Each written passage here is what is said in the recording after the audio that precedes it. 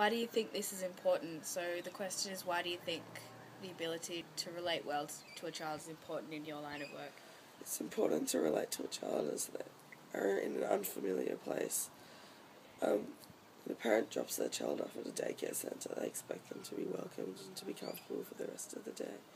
So if they're dropped off at a centre where they're not welcomed, then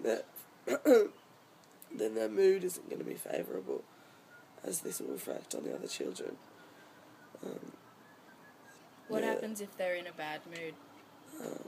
If the child is in a bad mood, we prefer to single them out and work on that mood with just one carer.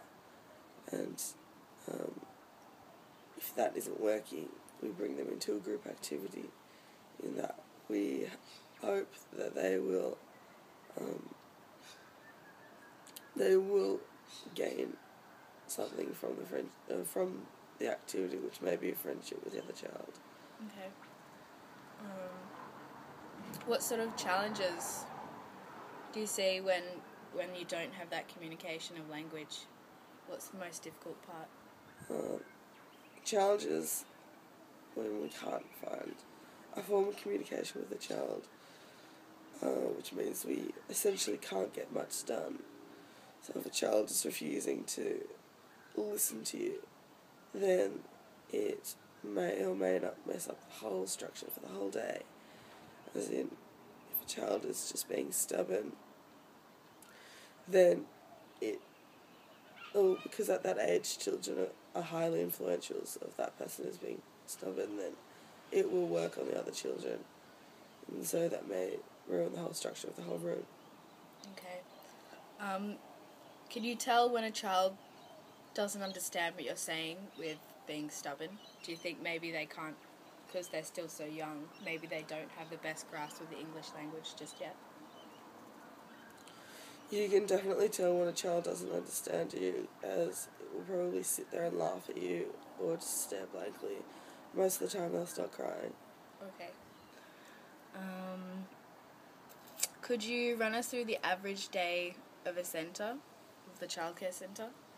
It varies from room to room. In my room, where I work, from the 10 to 18-month-year-old children. So there's different rooms for different ages? Yes. Okay. In my room, my days... Say that on tape? Sorry? Could you just say there's I just said it. Okay. Well, there's a different structure for every room. In my room, my day starts at 8, but the centre starts at 6:30. Breakfast is from 6:30 to 7:30. In that point, every child from the centre is in the same room.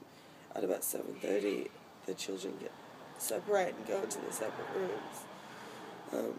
At about 9 a.m. in my room, we have morning tea.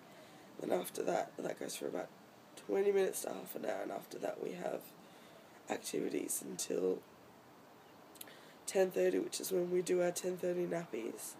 At 11 a.m. we do lunch until about 11:30, and from 11:30 till about 1:30 the children have rest time, which is they sleep and they either go on their cots or their beds.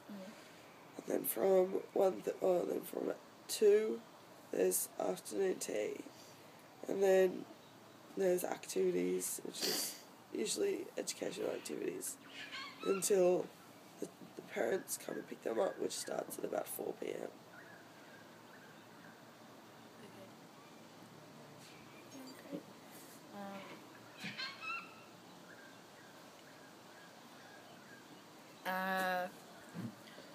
So, how would you respond to an angry child? Like, what gesticulations would you make, what facial expressions, what tone, compared to that of an upset child? When we have to deal with an angry child, we try to do it in a very positive manner, but a very stern manner, as in, it has a lot to do with the body language. So if a child is quite negative or just hit another child, then we would kneel down to its eye level, would get the other child that is involved, and pretty much confront the issue, and that means that we'd ask them, both sides, why they think what they were doing was okay, and if they can't come up with an answer, we try and provide one for them. We try and use a blank face, because we try to use a blank face because the children do not respond well at all if you show your emotion on your face. So if you're laughing, they will laugh and they won't take it seriously, and if you're very angry, they'll most likely start crying. So do you use tone as well? So it's a mixture of sound and visuals. Yes. Pretty much. We never shout when we're telling off a child. Never shout. Okay. What made you choose a career in childcare? I chose a career in childcare to hopefully pursue a career in teaching. Okay. And what are you studying? Where are you studying? What's the course name? And I'm currently studying Master of Theory in Childcare Services at TAFE. And how long does that take? 1 year. 1 year? Okay. What else?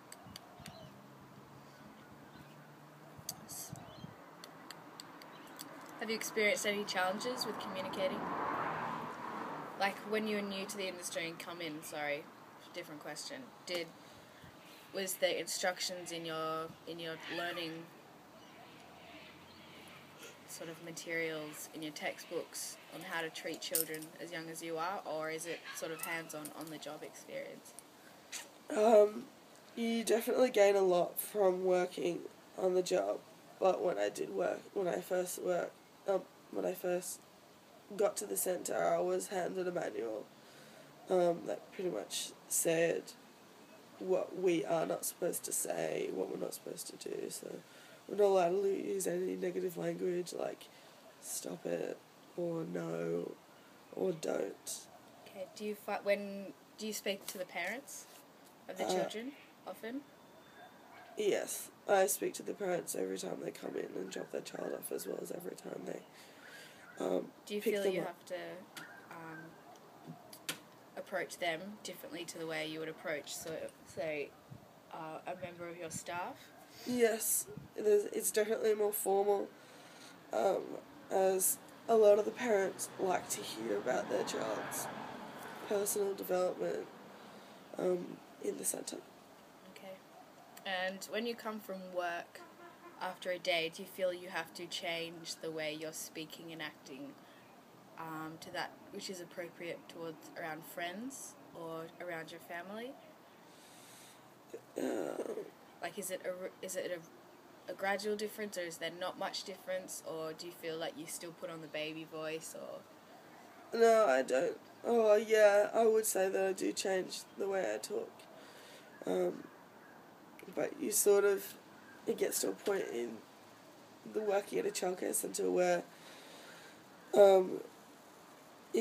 talking to a child and talking to a person sort of gets the same, because the division has changed, or there is pretty much no division because you're working so frequently at this centre.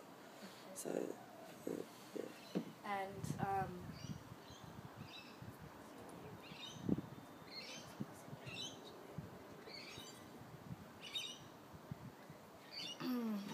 what has this experience dealing with such young children, has it given you sort of insight into the mind of adults, people your age? Are you more patient with people? Do you get more frustrated with people? No, it's working in childcare centre has definitely increased my patience. Yeah. But it also gives you insight into what they are going to be like when they are older. Because they're all so young and they're all just still finding themselves. Has it changed the way you communicate with your broader community, or just with the children, with children in general? It has changed the way I communicate with strangers. Yeah? And so when I first meet. So you're more approachable, or yeah. How have you changed? I would attempt to be more interested in a conversation we may have started. And, Okay. yeah. Do you educate the children? Is it your role to do that, or is it mainly just occupying their time? Yes, we do educate the children. How do you To some extent. In the room I work in, it's we don't educate them very much, just purely because they're not going to take much in. But we're at the stage, in the age that I work within, we're at the age where they're just starting to talk. So when they get to two, they will pretty much be making whole sentences. So we definitely work on speech. So we'll do activities that involve flashcards. We'll hold up a flashcard that has a dog on it and ask how to say it and what sound does it make. And if we were, say, painting, we would ask them what colour paint they're using. So we'd still do fun activities, but we'd still be doing something that's educational. Do you think they know they're learning at that point? It varies. It varies from child to child, as every child develops differently. So if a child has learnt how to pronounce something, then, or if one child has learnt to pronounce something, then and she said it properly, then you can tell she's very happy with herself because she's laughing and she's smiling at the carer. Whereas if you say a word to, say, particularly boys, and they can pronounce it and they can say it back to you, they don't really notice that they're saying it. Okay, so it's no line between fun time and learning time for them. We try to incorporate as much educational. Okay, so it's all rolled into one. Fun, yeah. What's the difference between boys and girls? What's the primary difference for communication? Do girls develop faster, as many people say, or do boys faster? I wouldn't say that girls develop faster, but their linguistic skills, they learn to use them earlier on, but they don't necessarily. They do use it earlier on. The boys are a bit more shy, whereas they are usually the first ones to start walking. Okay, so boys are more physically. Yeah. They develop physically faster as opposed to girls getting a greater grasp on language and sort of skills, I guess, Yes. cognitive skills versus motor skills. Okay. So what are the age groups of the rooms? What are the room ages? So you mentioned you work 12 to 18 months. Is it 0 to 6 months and then 6 to 12 months, or 0 to 12 months? There's 0 to... Can you make sure you look at the camera? 0 to 12 months, and then 12 to 18, or to 20, and then 20 to 26. Okay. And then from then on it's about 2.5 to 3.5, and then, or 4, and then 4 to 5. Okay. And what are the main differences apart from age? Is it more difficult, or is it easier handling younger children, or is it different for different reasons? It varies because it really depends on how many children you have in a specific class. So the youngest class, which is 0 to 12 months, if you have a small class, then it's easier because they pretty much lie there. Mm-hmm. But if you have, say, 9 children in a 0 to 12 month class, then it's a very difficult, as it's a very technical time at that age where they all require bottles, feeding, sleeping times at very different times. Whereas the 2s are really difficult because at that age they're very curious. Yeah. Harder to manage? Yes. Okay. Definitely harder to manage. Okay. Well, that's pretty much it.